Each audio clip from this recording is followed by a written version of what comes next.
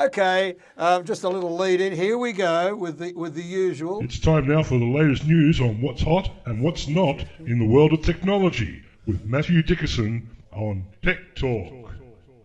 Here on TCFM 88.9. Now I can say officially good morning to you. Good morning. I like the song you had on beforehand. Don't bring me down. That's the opposite of what this segment does for me. It brings me up, this segment. Good.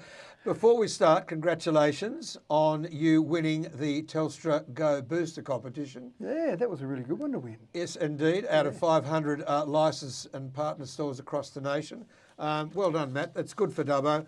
It's great, and obviously Xander as well as your manager down there. Yeah. You do a fantastic job. And may I say that a former mayor, one Greg Matthews, and our correspondent from Trangie, that's Bill Gibbs, who talks about sheep and wool on Friday morning. We've both got Telstra Go boosters and they love them. It took me a while to convince Greg that he needed one. I think he liked a bit of quiet time in between towns as he's travelled around. Yeah. And now he's got his, he doesn't have that quiet time. He can stay on the phone the whole time. Oh, mate, Bill reckons it's the best thing since sliced bread. he says I can go anywhere now, and where he travels, Trangie and around the back there, Yeah. and he gets phone calls all the time, which is good. Well, What- we're not here to... What's always good though, Richard, is to see a Dubbo business on the national or even international scene. And so to have a little Dubbo business sitting there in Dubbo Square win a nationwide competition, I think is fantastic for Dubbo. I reckon anybody who wins anything for Dubbo is terrific. And we had the auctioneers here last week, and young auctioneers, and that was a terrific thing at the showground. And a boost for Dubbo, which was really good. A young bloke from Inverell actually won it. He had 3 hits to get it, but he got it. Yeah, right. But, good luck to him. But they held it in Dubbo, Yeah. which is what it's all about. Now, brushing. Well, we're going to do brushing again this week. We've Now, got an update. you better we'll talk about haircuts and now brushing. But brushing is different, and you better explain to people what brushing is and how Amazon have responded to it. Yeah, so last week we went into detail about brushing, and essentially it's when you receive some packages that you didn't order, something that you didn't ask for, suddenly a delivery turns up, which is free, which you think is fantastic, but they've basically stolen your details to then go and use that to do some online reviews to make their product or their company look better.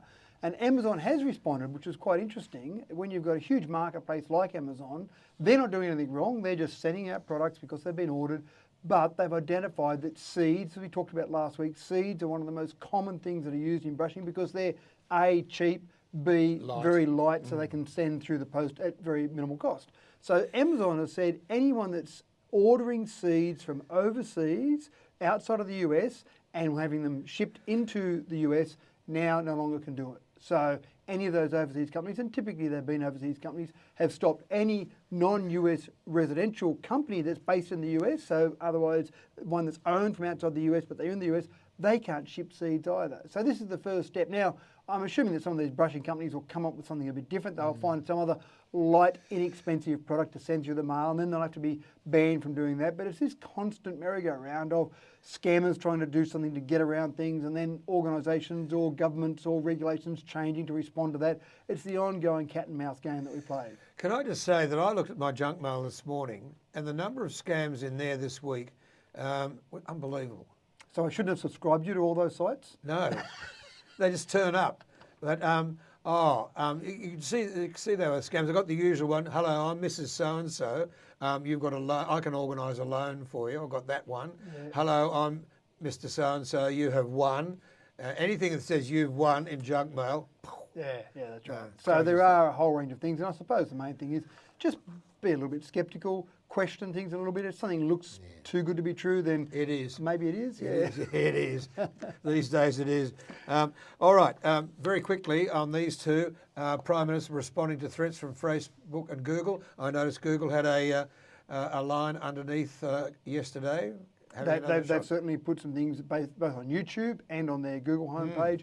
Facebook have made some threats as well. So some of those social media companies where the government, and again, we have mentioned this before, where the government has said you're going to have to start to pay news organisations to actually use their content, they've responded not by saying, okay, that seems fair enough.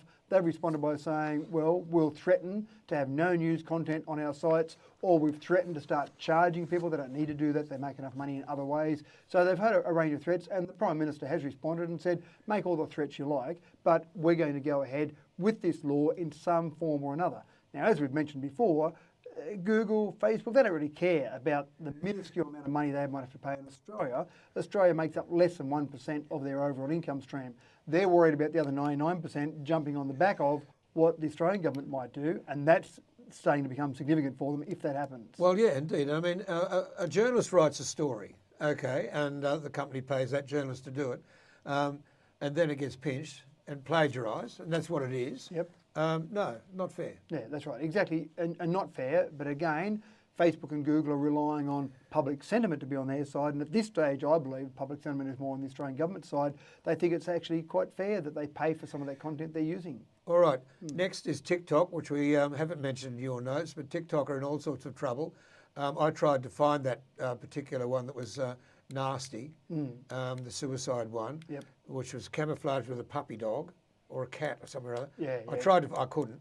I think it might have been taken down, but even so, not good. No, that's right. And some of these things that people do want to post online, there have been various attempts by people over the years on lots of social media channels where they've wanted to post, say, their own death, or they've wanted to post someone like, for example, the New Zealand massacre that happened a couple of years ago, where they were feeding that directly throughout social media channels while it was actually happening. It's very difficult for some of these social media operators to jump on these things immediately because there are just so many people. I mean, Facebook's got 1.3 billion users of it, trying to monitor all of that and use AI to pick up things that might be happening that are not correct or that shouldn't be shown. It's very hard for them to do that. Obviously, that's a major problem for them to keep monitoring that. The incident you mentioned on TikTok, that's just one of lots of things happening around the world where those social media operators... Yeah, but TikTok have been pretty slow. I think TikTok are probably, in terms of, I've got to be careful how I say this, in terms of their moral values, may not be quite as high as some of the other operators. So they probably aren't quite as diligent in trying to address it as maybe some other operators. Did I say that politically correctly enough? Very well put, very well put. We all know what you mean. Okay, and the latest security breach, which is a worry, as New South Wales, Service New South Wales, 180,000 customers have been... had their personal details exposed. I mean, okay, so what's the hacker going to do with 180,000 people's names, addresses, and so on? Yeah. Seriously. Well, what do they go through and pick the best of the lot, or do they do 180,000? Well, what they'll do in this scenario, when you have something like this occur with Service New South Wales, that's the gold mine for these hackers, because what you want when you're trying to steal someone's identity, you want their driver's license number, you want their name, address, and you want their date of birth. If you've got that information and possibly their photo as well, you've got everything you need to steal someone's identity. Bank account, the lot. Exactly right. And what they'll often do is they'll walk in, this is one of the most common incidents that happens with identity theft, they'll walk into, if they look at that particular person and they find out they're with one carrier, Telstra, Optus, Vodafone, doesn't matter, they're with one of those carriers, once they can make up the rest of the ID that's required, they can walk into another one of the carriers and say, I'd like to port my number over from carrier A to carrier B. They've got all the information they need there, they bring that port across, and suddenly they've got a phone number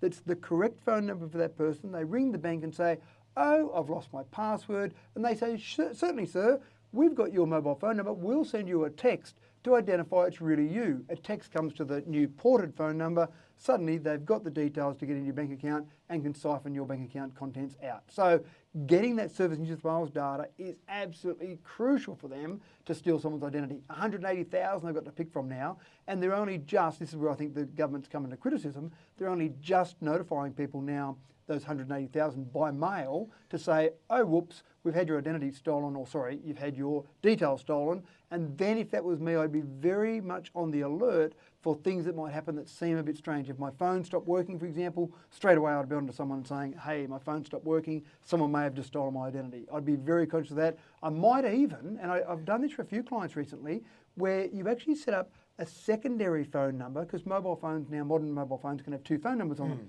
Have a secondary phone number, and the only place that phone number is known is by your bank or by institutions that might use that as a two-factor authentication. So in essence, you can have a hidden phone number, not your main phone number, just for security purposes. So that's the sort of level that you need to go to sometimes for some of these breaches. And it's incredible, isn't it? Yep. So when I said, out of the 180, that obviously go through it and pick the most likely and look at addresses and say, oh, that's Wahroonga and Sydney, they might have a few bob, we'll start there. Yeah. Whereas they look to say, I don't know, Green Valley, I don't think they'd start there. And they'd probably leave regional areas alone because they don't know. Well, they probably don't know some of those areas, and I don't actually know what algorithm they might apply to that, but the risk is that you've got all that information exposed. That's the tough part, and government departments in particular, I would expect to have a bit better security in place to stop that sort of breach occurring. All right, finally today, can a material remember its shape? And when I read that, I thought, what is going on here? Well, It's amazing. Material can remember its shape, and if we think of hair, for example, we've got some people we know that have got straight hair and it goes curly in the wet, or vice versa. And some researchers at Harvard have worked on a wool-like substance that they can actually get a memory shape into, which is quite incredible. And you start to think, well, why would you want to do that? You're not trying to replace someone's hair. But they see a huge amount of potential in sustainability. So you could create T-shirts. We've all seen the old one-size-fits-all T-shirts, and the way they do that is just make it so big that it'll fit everyone, which doesn't help someone that's a small size normally. But these, for example, T-shirts could actually be set up where you just have the one size, literally one size, across the entire rack of that T-shirt. But when you buy it, you create the shape that you want it to be to suit your body, and it remembers that shape. You put it in the wash, you pull it out, it stays in that same shape. Then they talked about underwear, for example, or bras. So things like that where you might have a variety of shapes. This material would be clever enough to actually conform to a shape that you set it to and then stay in that particular shape. So a long way to go at the moment. At this stage, they've only been able to achieve it in the laboratory, but it's the first step. Maybe 5 years' time, we'll walk into the shelves of Kmart and pick up a one-size-fits-all that's based on this research. Well, it makes it much easier for online shopping too. Well, it does. I mean, I'd like to see physical shopping still Yes, remain. so I right. still think there's an attraction in that. But you're right. Rather than get the product and find it's the wrong size, send it back, all that, it does open up a whole new range of avenues there. Every so often on that screen, which I don't think you can see in our photos this morning, but on that screen I suffer an ad that's for a bra thing. Oh, dear oh me. So what size do you take? Well, I don't. Matthew, always good talking with you for Tech Talk. I did want to talk about the new Fiat EV, electric vehicle, but we've run out of time. Sure. We might leave that for next week. Thanks for talking with us. My pleasure. We'll see you next Wednesday. DCFM 88.9.